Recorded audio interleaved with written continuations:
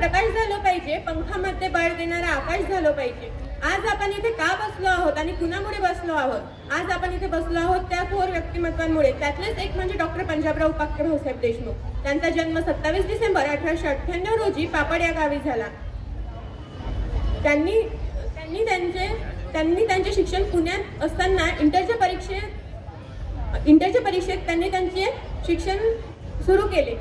पुण्यात असताना त्यांची इच्छा विदेशात जाऊन शिक्षण घेण्याकडे आकर्षित झाली, पण त्यांच्या समोर एक मोठा प्रश्न होता, तो म्हणजे आर्थिक बाबींचा।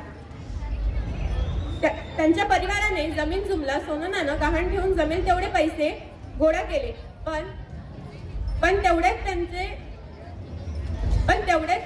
ते पैसे त्यांना कमी पडले। तर मग शामराव बापूंना काही नातेवाईकांशी बोलायची गरज पडली, पण त्यांच्या नातेवाईकांकडून त्यांना अनपेक्षित असं उत्तर मिळालं, ते म्हणजे जर तुम्ही आमच्या मुलीला सून करून घेणार असाल तरच आम्ही तुम्हाला पैसे देऊ। व काही जणांनी हसण्यावर नेले, पण शामराव बापूंना महात्मा फुलेंचे एक वाक्य आठवले, ते म्हणजे इच्छा तिथे मार्ग।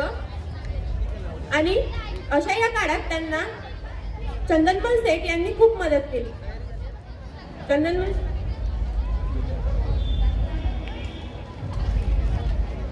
सागराची पाणी कधी आटणार नाही, भाऊंची आठवण कधी मिटणार नाही। सागरांची पाणी कधी आटणार नाही, भाऊंची आठवण कधी मिटणार नाही। एकच जन्म काय 1000 जन्म झाले तरी भाऊसाहेबांची उपकार कधी मिटणार नाही। थँक्यू।